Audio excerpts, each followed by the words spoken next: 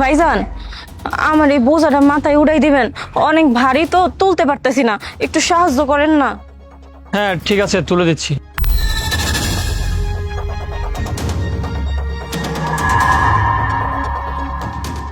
আচ্ছা ঠিক আছে ভাইজান, আপনার অনেক ধন্যবাদ। আমি এখন আসি। হ্যাঁ, এই আমার লাগেজ কোথায় গেল? কি আপনার হাতে লাগেজ আছিল? কই, আমি তো দেখি নাই।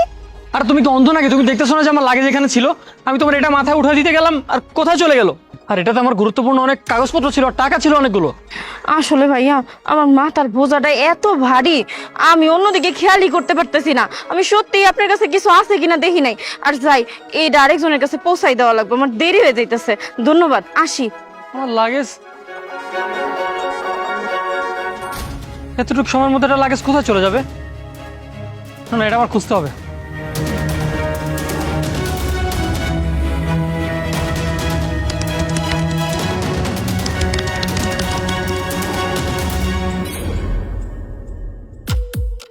এই, তুমি ওই মেয়েটা না যে আমি ওই দিন তোমাকে সাহায্য করেছিলাম?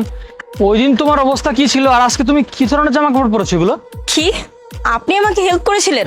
দেখেন, আপনার কোথাও ভুল হচ্ছে। আপনি আমাকে কোথায় পাবেন? আমি তো এই এলাকায় নতুন এসেছি, আমি ছিলাম না ওই মেয়েটা। আপনি অন্য কাউকে হেল্প করেছিলেন। না না, আমার ভালো করে মনে আছে, আমি ওই দিন তোমাকেই সাহায্য করেছিলাম।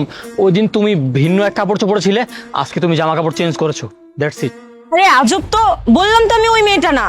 আরে আমি সত্যি বলতেছি, আর আমি তোমার সামনে কেন মিথ্যা কথা বলবো? আমি কি অন্য কাউকে শোনাচ্ছি নাকি যে তাকে শুনে শুনে আমি মিথ্যা কথা বলবো? আমি যা বলছি সত্যি বলছি, তুমি স্বীকার করে নাও।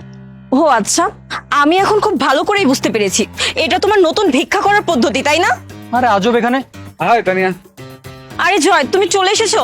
দেখো না এই ভাইয়াটা কি বলছে, উনি নাকি আমাকে কবে কোথায় হেল্প করেছিল। হেল্প করেছে? হ্যাঁ, thank you brother.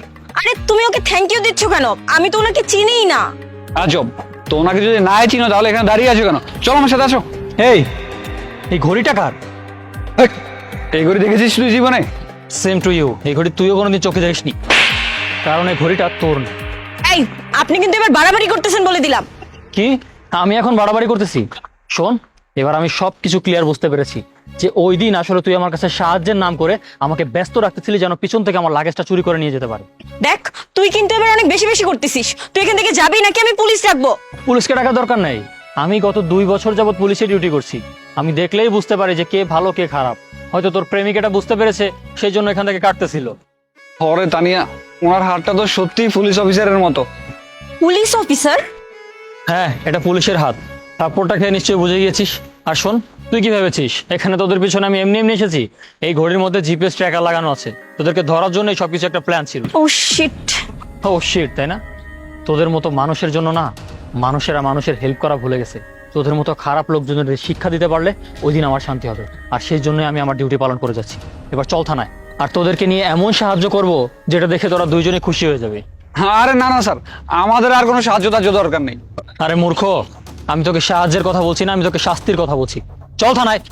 Sir please, আমাদের ক্ষমা করে দিন, আমরা আর কখনো এমন কাজ করব না। এই চল, চলুন। হাঁটছিস না কেন?